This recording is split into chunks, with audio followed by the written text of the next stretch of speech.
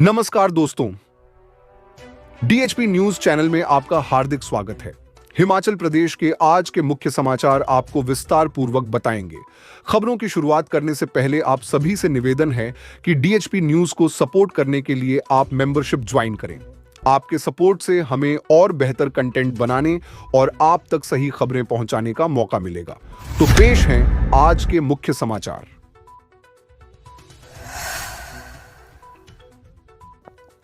6 मार्च को बिलासपुर आएंगे केंद्रीय मंत्री जेपी नड्डा। एम्स में पेट स्कैन का करेंगे शुभारंभ। दिल्ली के विधानसभा चुनाव में भाजपा की शानदार जीत के बाद पार्टी के राष्ट्रीय अध्यक्ष एवं केंद्रीय स्वास्थ्य मंत्री जगत प्रकाश नड्डा 6 मार्च को पहली बार अपने गृह जिला बिलासपुर आ रहे हैं। नड्डा के दौरे को लेकर तैयारियां जोरों पर हैं। शहर के रोड़ा सेक्टर स्थित भाषा एवं संस्कृति विभाग के सभागार में भव्य नागरिक अभिनंदन समारोह का आयोजन किया जाएगा। भाजपा ने इस कार्यक्रम के लिए तैयारियों को अंतिम रूप दे दिया है। वहीं नड्डा एम्स बिलासपुर में पेट स्कैन का भी शुभारंभ करेंगे। सदर के विधायक त्रिलोक जम्वाल ने कहा कि भाजपा के राष्ट्रीय अध्यक्ष जगत प्रकाश नड्डा के नेतृत्व में पार्टी ने कई राज्यों में सरकार बनाई है। हाल ही में दिल्ली में हुए विधानसभा चुनाव में भी भाजपा ने ऐतिहासिक प्रदर्शन करते हुए जीत का परचम लहराया। दिल्ली में जीत के बाद जगत प्रकाश नड्डा 6 मार्च को पहली बार अपने गृह जिला बिलासपुर आ रहे हैं। यहाँ उनका गर्मजोशी से स्वागत किया जाएगा। दोपहर 1 बजे से शुरू होने वाले इस समारोह के लिए तैयारियों को अंतिम रूप दे दिया गया है। फिर बिगड़ा मौसम, ऊंचाई वाले क्षेत्रों में बर्फबारी, लाहौल पांगी में बोर्ड परीक्षाएं स्थगित। हिमाचल प्रदेश में 2 दिन साफ रहने के बाद मौसम फिर बिगड़ गया है। ऑरेंज अलर्ट के बीच सोमवार सुबह से रोहतांग सहित ऊंचाई वाले क्षेत्रों में रुक रुक कर बर्फबारी जारी रही। अन्य कई क्षेत्रों में बारिश हो रही है। राजधानी शिमला में भी मौसम खराब बना हुआ है। भारी बारिश और बर्फबारी से जिला चंबा के पांगी व जिला लाहौल स्पीति में सड़कों व रास्तों को भारी क्षति पहुंची है। इसको देखते हुए छात्र हित को ध्यान में रखते हुए बोर्ड ने इन क्षेत्रों में आयोजित की जाने वाली परीक्षाओं को स्थगित करने का निर्णय लिया है। स्थगित की गई परीक्षाओं की तिथियों की घोषणा बोर्ड द्वारा अलग से की जाएगी। प्रदेश के शेष भागों में परीक्षाओं का आयोजन बोर्ड की ओर से जारी तिथियों के अनुसार यथावत रहेगा। इस संबंध में स्कूल शिक्षा बोर्ड के सचिव डॉक्टर मेजर विशाल शर्मा की ओर से अधिसूचना जारी की गई। सूबे में अभी भी 200 से अधिक सड़कें बंद हैं, जबकि कुल्लू और लाहौल में करीब 800 बिजली के ट्रांसफार्मर ठप हैं। एनआईटी हमीरपुर में अंतिम वर्ष के छात्र ने पंखे से फंदा लगाकर की आत्महत्या, पुलिस को मिला सुसाइड नोट। हिमाचल प्रदेश के एनआईटी हमीरपुर में अंतिम वर्ष के एक छात्र ने हॉस्टल के कमरे में रात के समय पंखे से फंदा लगाकर आत्महत्या कर ली। रविवार देर रात को हिमगिरी हॉस्टल के कमरे में पंखे से लटककर फंदा लगाने की घटना का सुबह पता लगते ही एनआईटी में सनसनी फैल गई।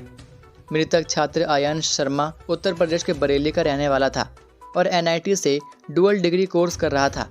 सूचना मिलते ही सदर पुलिस थाना मौके पर पहुंची और छात्र के शव को कब्जे में लेकर पड़ताल शुरू कर दी। अभी तक मृतक युवक के आत्महत्या करने के कारणों का खुलासा नहीं हो सका है।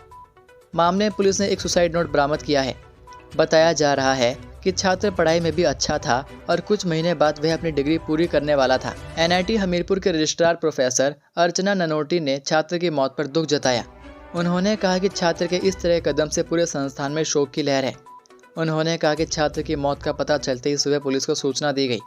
साथ ही मृतक के परिजनों को भी सूचना दी है और पुलिस ने शव को कब्जे में लेकर पोस्टमार्टम के लिए भेज दिया है। छात्र के इस कदम से उसके साथ पढ़ने वाले सहपाठी भी सहमे हुए हैं। एनआईटी का छात्र रविवार रात को हॉस्टल के कमरे में अकेला ही था और रात को ही पंखे से फंदा लगा लिया। हालांकि छात्र ने इतना बड़ा कदम क्यों उठाया, यह एक बड़ा सवाल बना हुआ है। कृष्णानगर क्षेत्र के लालपानी में रात को काम से घर लौट रहे युवक पर तेंदुए ने किया हमला, ऐसे बचाई जान। शिमला शहर के कृष्णानगर क्षेत्र के लालपानी में शनिवार देर रात काम से घर लौट रहे एक युवक पर तेंदुए ने हमला कर दिया। युवक ने किसी तरह तेंदुए को धक्का मारा और खुद को इससे छुड़ाया। इस हमले में युवक के कपड़े फट गए। शोर मचाने के बाद तेंदुआ मौके से भाग गया। जानकारी के अनुसार कृष्णानगर का रहने वाला मनोज देर रात 11 बजे ड्यूटी से घर लौट रहा था। इसी दौरान दाड़नी के बगीचे के पास युवक पर तेंदुए ने हमला कर दिया।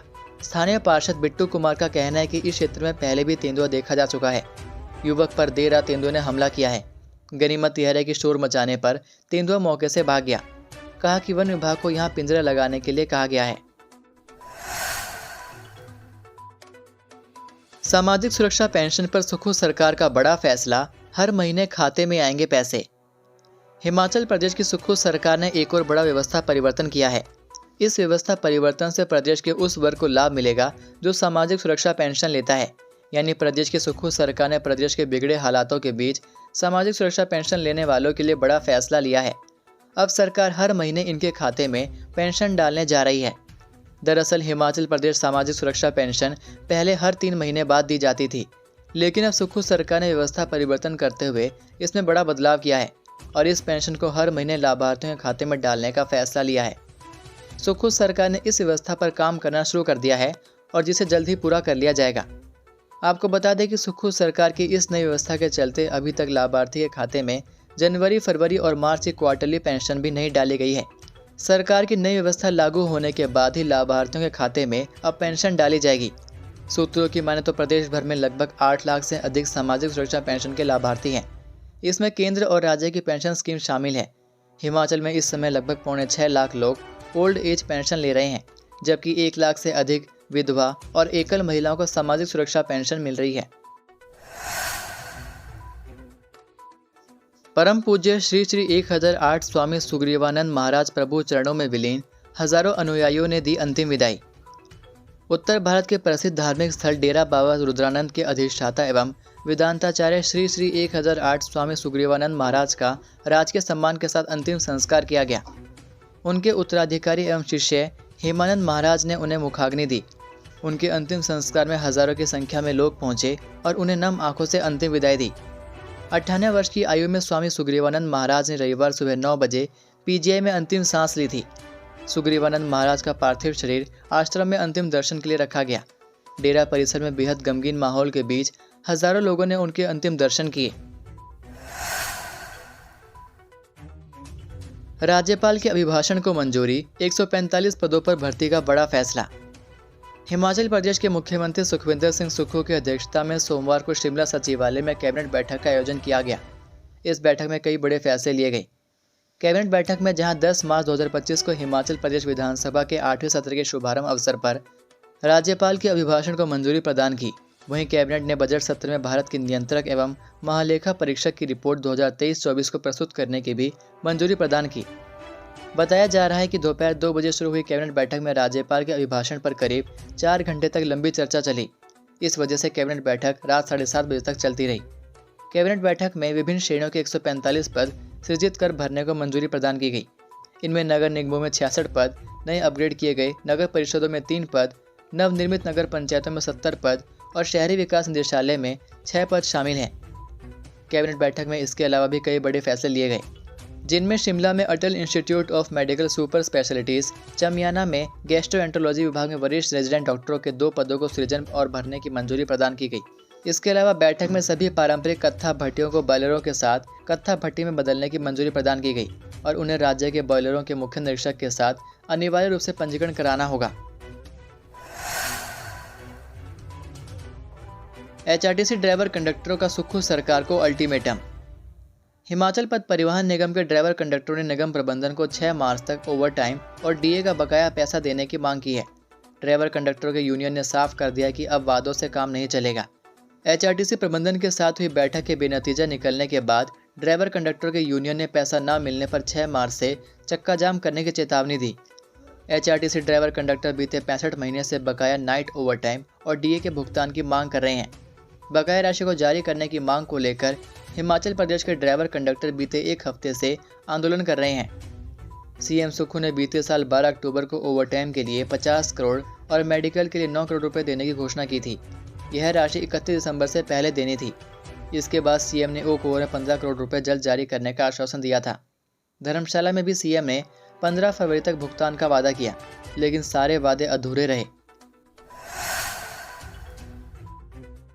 बहन की डोली उठने से पहले स्वर्ग सिधारा इकलौता भाई 15 दिन पहले आया था घर। जिस घर में बेटी की शादी की तैयारियां चल रही हों और उस घर का इकलौता बेटा इस दुनिया को छोड़कर चला जाए तो उस परिवार का क्या हाल होगा, इसका अंदाज़ा लगा पाना भी काफ़ी मुश्किल है। ऐसा ही कुछ हिमाचल के ऊना जिला के कुठार खुर्द में एक परिवार के साथ हुआ।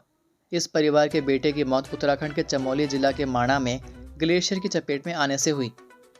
रविवार को परिवार पर उस समय दुखों का पहाड़ टूट पड़ा जब परिवार को बेटे की मौत की खबर मिली।